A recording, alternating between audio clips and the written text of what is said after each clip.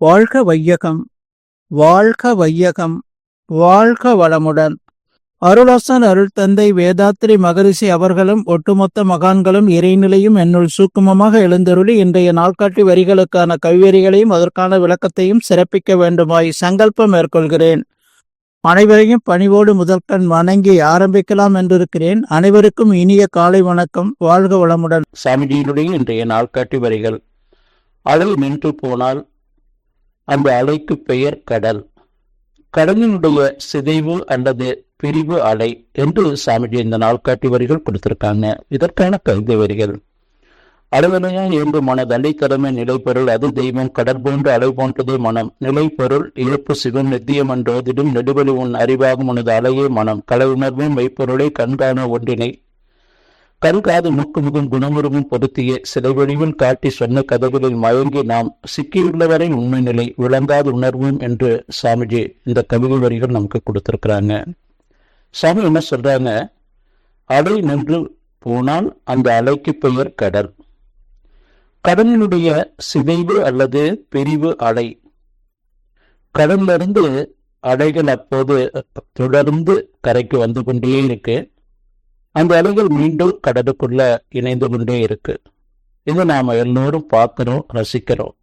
கடற்கரை ஓரமா போய் அந்த அலைகள்ல நம்ம காலில் படுற மாதிரி பார்த்து ரசிச்சு குழந்தைகள் பெரியவங்க எல்லாருமே நம்ம இதை பார்க்கிறோம். இது நடைமுறையில நாம் ஒவ்வொருத்தரும் அனுபவித்து கொண்டிருக்கக்கூடிய ஒன்று. கடற்கரை ஒட்டி இருக்கக்கூடியவங்க அல்லது டூர் மாதிரி போனாலும் நாம அனுபவிக்கிறோம்.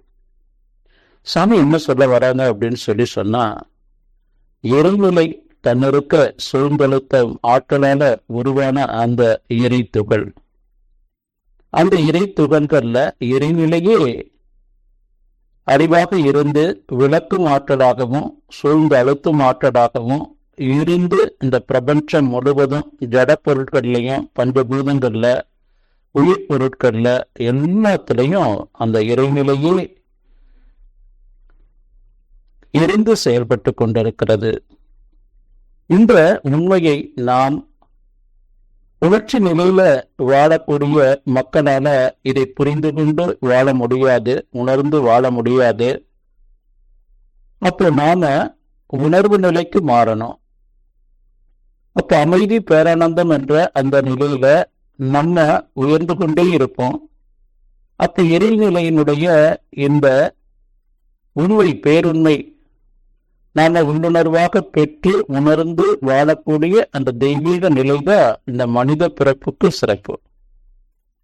எல்லா ஜீவராசிகளும் உண்ணும் உறங்கு தன்னினத்தை பெருக்கும் தன்னினத்தை பாதுகாக்கும். மனிதன் மட்டும்தான் நான் யார், எங்கிருந்து வந்தேன், துன்பமே வருது, துன்பம் நீங்கி இன்பமாக வாழ்வதற்கு என்ன வழி, இந்த சமுதாயத்தில் என்னுடைய பங்கு பணி என்ன என்பதை உணர்ந்து வாழக்கூடிய அந்த தெய்வீக நிலை மனிதர்களுக்கு மட்டும்தான். உண்மை உணர்ந்த மகான்கள் நேரடியாக அவர்களுக்கு இந்த ஞான மார்க்கத்தை போதிக்க முடியல. அப்போ குழந்தை பிராயத்துல அவங்களுக்கு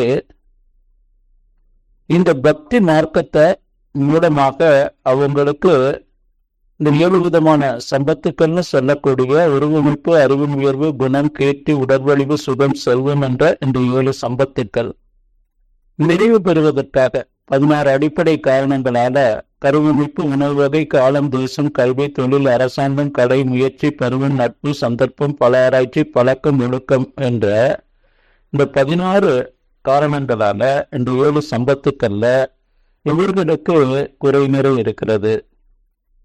அந்த வளர்ந்து வரக்கூடிய காலகட்டங்கள்ல குழந்தை பிராயத்துல இந்த உடலையும் அதே போல இந்த அறிவாட்சி தரத்தையும் அவங்க இந்த பக்தி மார்க்கத்துல மனதை செலுத்தி நாங்க அந்த முழுமை பெறுவதற்காக கொடுக்கப்பட்டதுதான் இந்த பக்தி மார்க்கம்.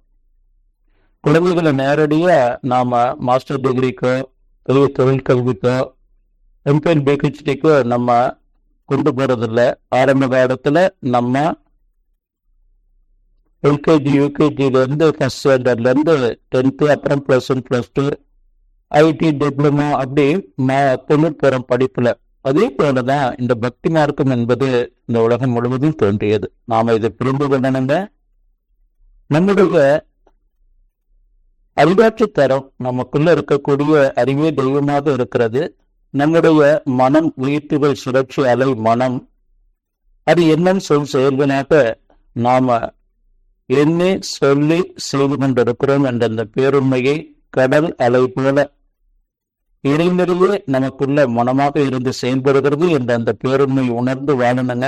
நன்றியோடு நிறைவு செய்து கொண்டு இன்றைய சிந்தனையை வாழ்க்கை வளமுடன், வாழ்க்கை வளமுடன், வாழ்க்கை வளமுடன்.